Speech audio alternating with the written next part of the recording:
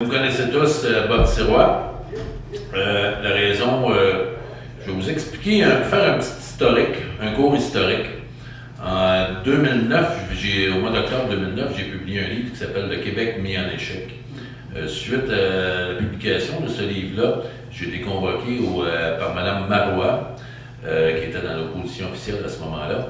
Elle voulait discuter avec moi de deux des solutions que j'avais écrites dans mes conclusions pour essayer de contrer des faits d'une certaine discrimination vers les Québécois dans le sport, surtout au hockey, mais dans plusieurs sports aussi.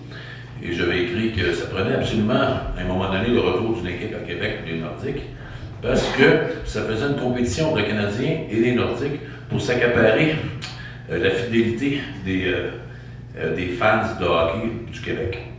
Mais la deuxième solution, c'était la création d'une équipe Québec au niveau junior. Puis si les gens qui suivent le hockey un petit peu, quand vient le temps de faire équipe Canada junior, à chaque année dans la période des fêtes, il y a le championnat mondial de hockey junior. Et il y a toujours seulement un, deux ou trois Québécois sur cette équipe-là. Même Mario Lemieux, à l'âge de 18 ans, ils n'ont pas voulu le prendre, ils ont dit qu'il ne pouvait pas s'ajuster au Canadian Style of Play d'équipe Canada. Puis il y en a eu plusieurs comme ça. Alors j'avais dit, je comprends pas, on est une nation, le hockey vient d'ici. Quand c'est des championnats du monde, les Suédois y participent, les Finlandais, toutes les nations qui font partie de l'élite du hockey sont là. Le Canada est là aussi avec un ou deux représentants du Québec. Alors, elle m'a demandé, question très précise, elle dit, penses-tu que c'est possible? J'ai dit oui. J'ai dit au même titre que l'Écosse, au même titre que l'Irlande du Nord, au même titre que le Pays de Galles, que le Groenland, que 30 quelques autres nations, le Québec aurait le droit de participer. Oui, il y a une marche à suivre, oui, il y a des fédérations, oui, il y a un paquet de choses, mais c'est faisable. Elle m'a répondu, elle dit, il va y avoir des élections d'ici 2-3 ans. Elle dit, dans notre plateforme électorale, on va écrire qu'on va supporter la mise sur pied d'Équipe Québec dans tous les sports. C'est ce qu'ils ont fait. Puis elle m'a dit, on te contactera après ça, si on gagne nos élections, pour nous guider un peu là-dedans. Bon, ben là, cette marche-là, oui, on a été contactés. André Matteau, qui est ici, en passant, il est venu à Québec, c'est mon associé. On a créé ce qu'on appelle le rapport Sirois-Matteau, qui est une étude de faisabilité pour la mise sur pied d'Équipe Québec dans tous les sports.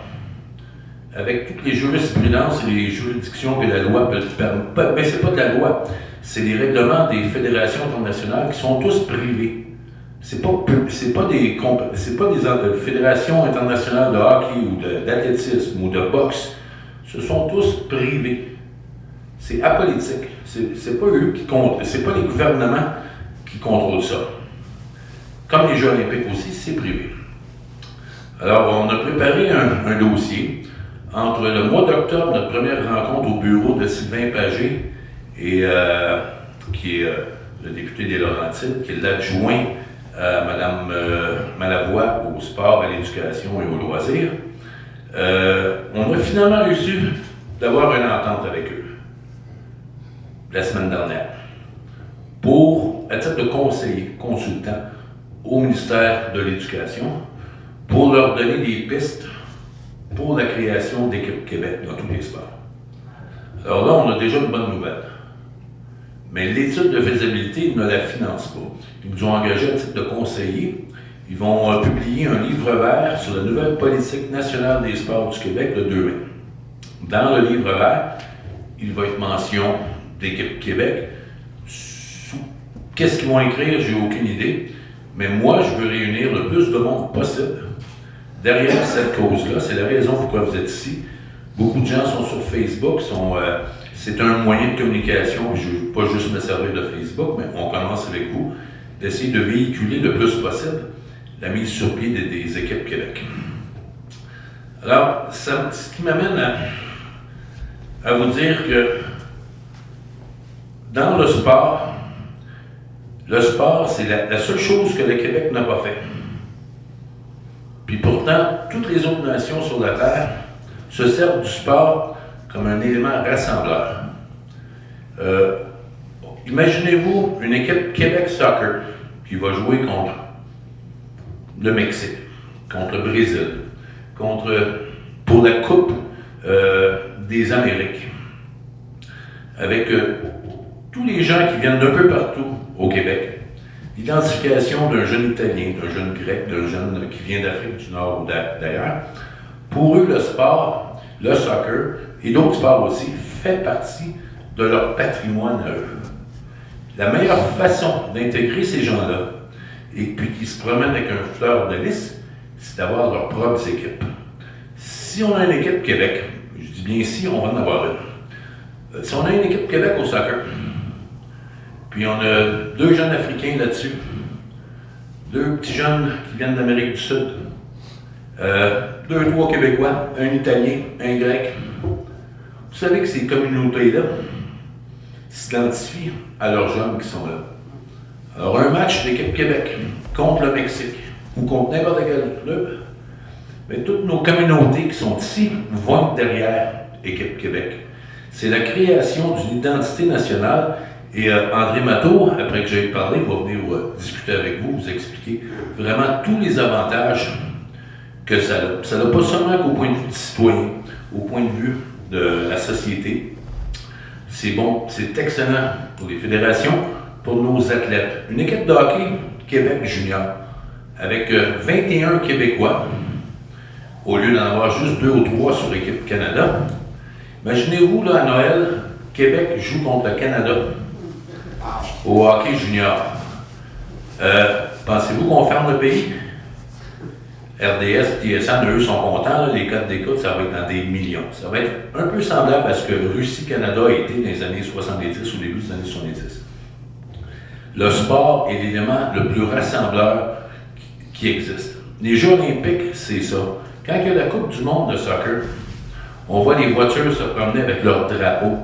Leur fierté d'être brésilien, d'être italien, d'être...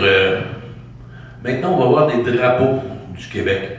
Pas seulement qu'au soccer, au handball, au hockey, au baseball. Dans tous les sports, on va avoir notre équipe d'élite avec toutes sortes des Québécois de toute provenance qui vont nous représenter. Les jeunes ici vont avoir leurs propres héros québécois. Vont s'identifier à eux. Le Canadien de Montréal, c'est exactement ça qui est arrivé. Le Canadien de Montréal, la population du Québec au complet, avant la venue des Nordiques, s'identifiait aux Canadiens de Montréal. Bon, maintenant, malheureusement, on les appelle les Habs. Je suis assommé de voir ça. Go Habs, go. Habs, c'est les habitants. Puis habitants dans l'autre sens du temps. C'est malheureux. Moi, dans mes années que j'ai joué au hockey, puis je jouais aux États-Unis, dans les médias américains, le Canadien de Montréal représentait vraiment le Québec. On les appelait les Flying Frenchmen, à cause de l'identité francophone du Canadien de Montréal. Avec la venue de Guéné de Pierre Boivin au Forum et la disparition des Québécois, les Américains dans les journaux, c'est plus les Flying Frenchmen, c'est les Montreal Canadiens. Pas les Habs. Les médias américains comprennent très bien la signification du mot Habs. Mais dans ces mêmes années-là, les médias canadiens anglais, eux, ils n'appelaient pas le Canadien de Montréal les Flying Frenchmen.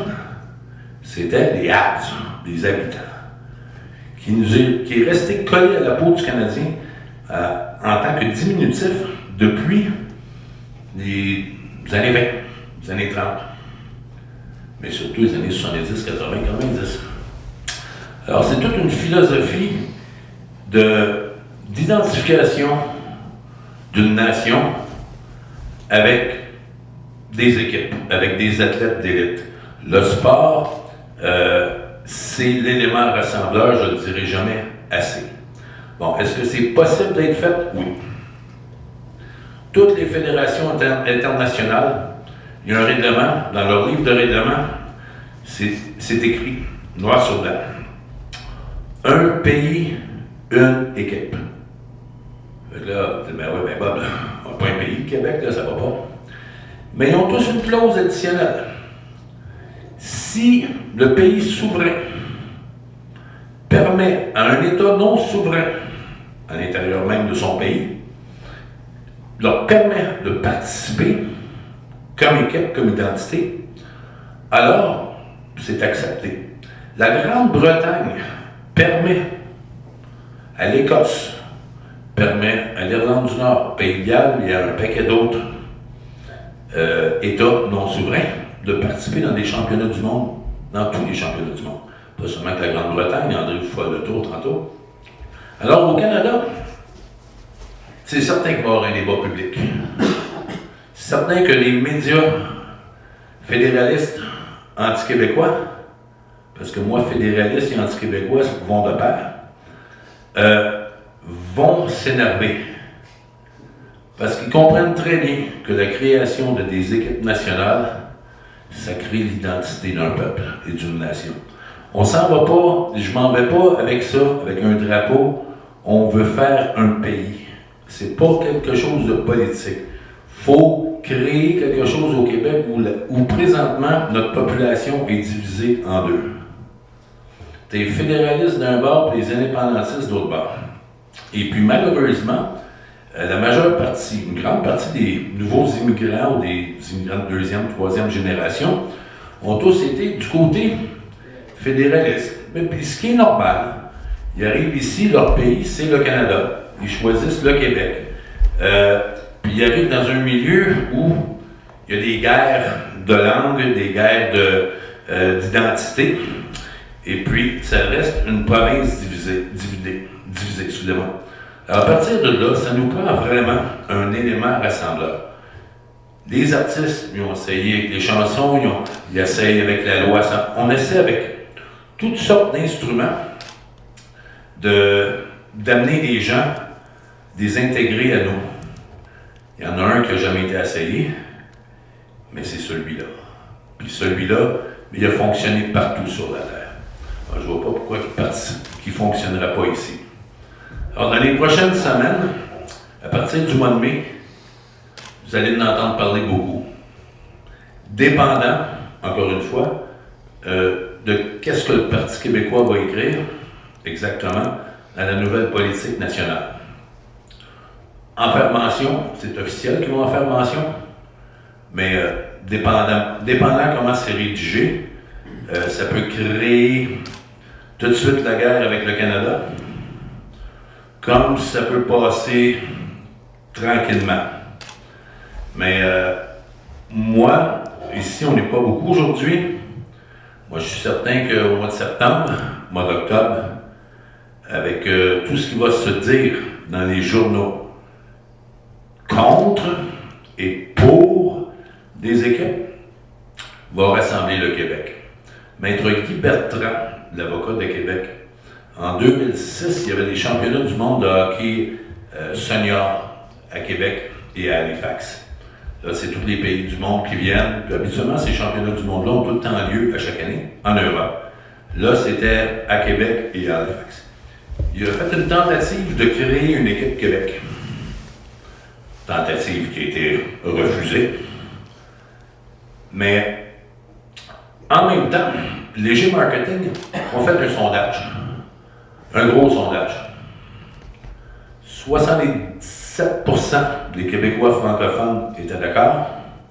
71% des Québécois étaient d'accord pour la formation d'une équipe Québec. Parce qu'il ne faut pas oublier, il y a quand même beaucoup de fédéralistes qui sont aussi nationalistes, qui sont de fiers Québécois. Il y en a. Serge Chavard, c'est un fédéraliste, mais quand il était avec le Canadien de Montréal, il l'a toujours dit. À talent égal, mais je vais prendre un Québécois. C'est du favoritisme, vous allez me dire? Oui. Mais dans la Ligue nationale de hockey, à talent égal, on prend un good old Canadian boy. On ne prend pas un Américain, on ne prend pas un Européen, on ne prend pas un Québécois, on prend un Canadien anglais. Fait que des fédéralistes comme Serge Chavard et autres, ils vont être d'accord avec des positions comme ça. Peut-être même Denis Coderre. C'est parce qu'il faut faire attention à leur langage. Ils sont de fiers Québécois. Alors pourquoi, je peux comprendre ceux de l'ouest du pays, mais des Québécois même qui vont refuser à avoir des équipes nationales pour représenter le Québec, ils ont besoin d'être équipés pour répondre. Puis Harper aussi a besoin d'être équipé pour répondre. Parce que si la Grande-Bretagne le permet, si la France le permet, et si l'Espagne le permet, des nations non souveraines qui font partie de leur empire, pourquoi est-ce que le Canada dirait non au Québec? Alors moi, je vais quitter pour quelques minutes tantôt parce que je dois passer à la radio, pas sur ce sujet-là. Je vais vous laisser au bon soin de André Matteau, mon ami de longue date. André, c'est un recherchiste, un cinéma, c'est un homme à tout faire, un homme qui vient de la télévision, qui vient du monde des artistes, une plume extraordinaire. Alors il va venir prendre la parole et ensuite on ira avec une période de questions. Comme je vous dis, moi je vais quitter pour environ vingtaine de minutes. J'ai un téléphone à faire dans un poste de radio. Je vais être à la radio pendant à peu près 20 minutes. Et toutes les questions que vous voulez poser, bien, on va vous répondre. Si jamais je suis revenu, puis André a terminé, je vais prendre une autre petite pause café, je vais revenir, puis on passera à la période de questions. Certainement pour l'heure du midi, midi et quart, vous allez tous en chemin. D'accord? André Matteau.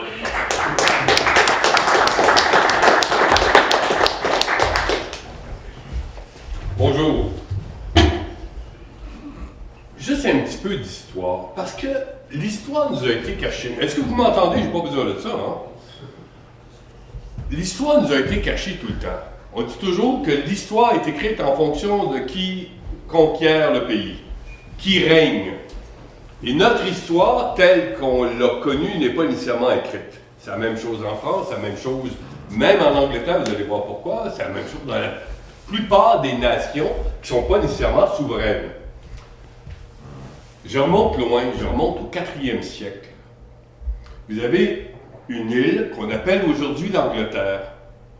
Et vous avez des peuples qui sont là, qui parlent une langue qu'on appelle gaélique, pas celte là. Ça, c'est l'histoire qui vous raconte ça. Mais gaélique, ça veut dire quelque chose, hein? Ça vient d'un mot, ça veut dire gaélish.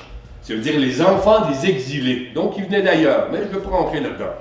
Ils habitent l'Écosse, ils habitent l'Irlande, du nord et du sud, hein, ça a été séparé beaucoup plus tard, le Pays de Galles, les îles qui sont autour, ça déborde un peu sur la Normandie, sur la Bretagne, vous avez tous ces peuples qui ont un sang et une histoire quasiment commune.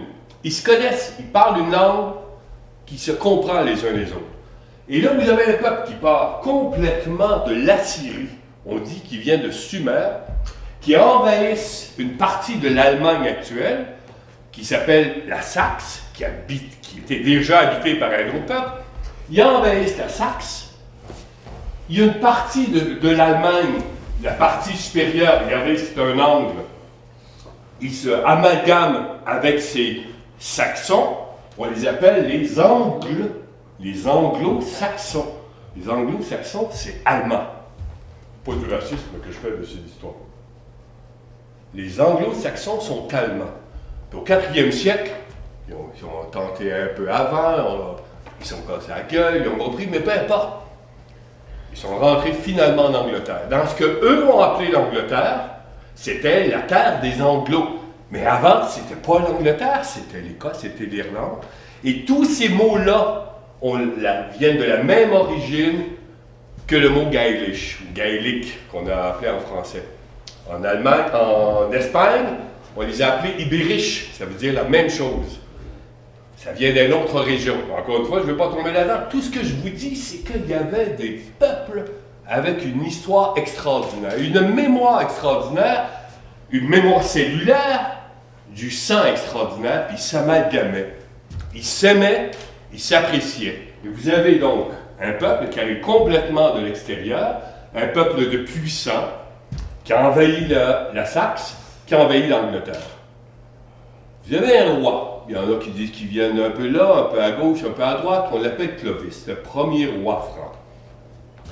Et l'histoire, avec un petit H, certains disent que c'est plus ou moins vrai, mais ma recherche confirme que ça pourrait être vrai, avait un drapeau. Et lui, il aimait ça, la fertilité. Alors, la fertilité, ça veut dire que quand on fait de la moisson, ça pousse. Quand on fait des enfants, ça grandit.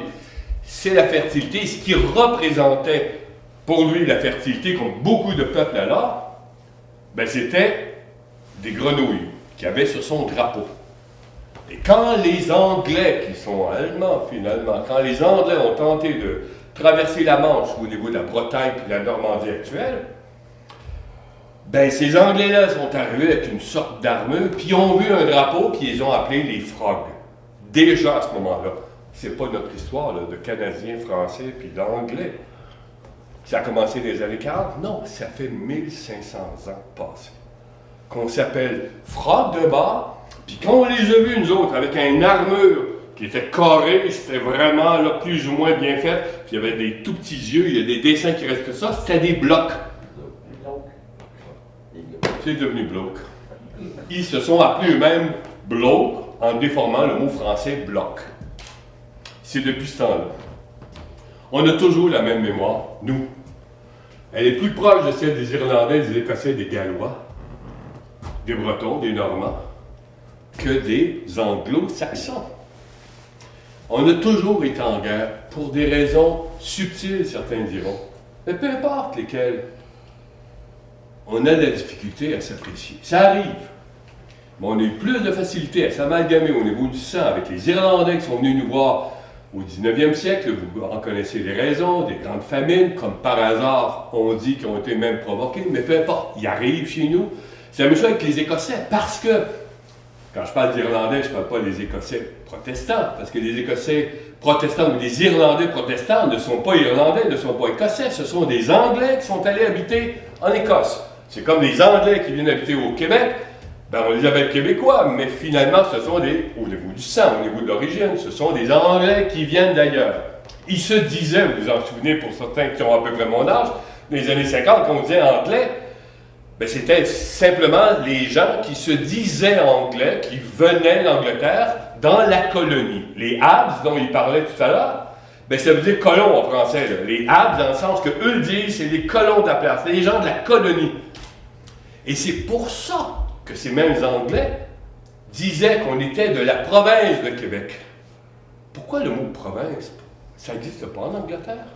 Ça existe dans toutes les colonies britanniques. Parce que c'est César qui a inventé le mot. Province, pour les vaincus. Et c'est pour ça qu'on insiste beaucoup, quand ça vient d'ailleurs du Québec, de nous appeler province. Puis ça avait quasiment disparu, ça, dans les années 70-80, avec l'avènement du Parti québécois, la première partie. Ah, on disait État et tout. Ah, ben là, on recommence à dire province. Puis on en est fiers. Ah, ben moi, la province était vaincue. On n'est pas dans une province, on est au Québec. C'est malheureux qu'on est obligé de se confiner géographiquement, parce que québécois, c'est géographique, c'est pas une race. Puis là, je ne veux pas embarquer sur un terrain un peu miné, on est des Canadiens français. C'est-à-dire qu'il y en a en Acadie, il y en a au Manitoba. On a pendu des bonhommes qui étaient des Canadiens français, parce qu'on voulait faire passer un chemin de fer, puis au Manitoba, on ne voulait pas, c'était un pays, une nation déjà autonome. Mais on voulait faire passer le train, puis comme par hasard, le premier ministre en question, il est un des plus gros actionnaires de la compagnie de Vallon. Il voulait que le train passe sur le Manitoba pour aller jusqu'à la Rocheuse. Alors, on a pendu le gars, puis Christ, le train est passé. Excusez mes qualificatifs, ils sont ancestraux. On est une nation. On est très près des autres nations. Parce qu'on a des mémoires communes, on a des fiertés communes, on a des chansons communes, on a des rigodons communs. On fait un rigodon chez nous, c'est quasiment irlandais, c'est quasiment breton, c'est quasiment normand. Et du Poitou, hein, un peu plus au sud. Moi, je vous dis qu'on a quelque chose de bien spécial. Spécial au point qu'on devrait avoir cette fierté d'être debout, tout le temps. Pas besoin de s'exprimer en mots. Il suffit d'avoir une fierté d'âme puis de mémoire pour dire que je suis fier d'être ce que je suis. C'est ni bon ni mauvais ce que je suis, comme Québécois. C'est juste une nature d'être. Et si dans cette nature-là, j'en suis suffisamment fier, ben je me tiens debout, je chante haut. On va le faire, cet hymne-là québécois, à un moment donné. On va le chanter, mais surtout quand j'ai besoin de me faire représenter, ben ce sera par des gens qui me ressemblent. Puis c'est ça le principe d'Équipe Québec. C'est simplement des gens qui me ressemblent, qui comprennent ma langue. Pas rien que ma langue en mots, parce que je peux avoir un Italien qui vient là, jouer dans l'équipe de soccer. Pour être québécois, ça prend juste une chose, on dirait deux, au moins y habiter, Mais ça prend d'aimer le Québec. Idéalement, les Québécois. Ça prend juste ça. Christ, c'est une histoire d'amour, vous savez. Il suffit d'aimer. T'aimes le Québec. On dit toujours que les plus grands indépendantistes, c'est les Français qui viennent habiter ici. Ils sont ou ils sont pas pantoute, mais quand ils le sont, ils ont plus de passion. Ben, on est un peu normand, on est un peu poitou, on est un peu plus lent, mais on est aussi passionné. Alors reprenons cette passion-là, cette fierté-là, reprendre le flambeau de la mémoire, celle qui chante, celle qui dit qui je suis. Puis géographiquement, je me confine à ce qu'eux appellent une province, qui est une nation, qui est celle du Québec. Un jour, on ira chercher un peu plus de Labrador, un peu plus d'Acadie. La vraie Acadie, c'est la Nouvelle-Écosse, c'est pas Nouveau-Brunswick. Puis les territoires, exactement aux endroits où poussent l'érable. Ils ont emprunté, ils se sont attribués encore des choses. Non seulement le mot Canada, non seulement le qualificatif canadien, non seulement le castor qui sont allés chercher, qui représentait la nation du bonhomme qui vous parle en face, là. Mais en plus, ils sont allés chercher l'érable. Puis l'érable pousse uniquement où il y a des Canadiens français de souche. Et ça comprend la Nouvelle-Angleterre, parce que la frontière, elle descendait relativement bas, passée à Albany, fut un temps. Avant que les Anglais soient à New York. Parce que les Anglais n'ont pas toujours été à New York. Les Hollandais ont été là. Et dans toute la gang, ben, ils s'arrangeaient avec des tribus algonquines, puis ils venaient parce que les Hollandais, les Allemands, les Anglais ont toute une origine commune.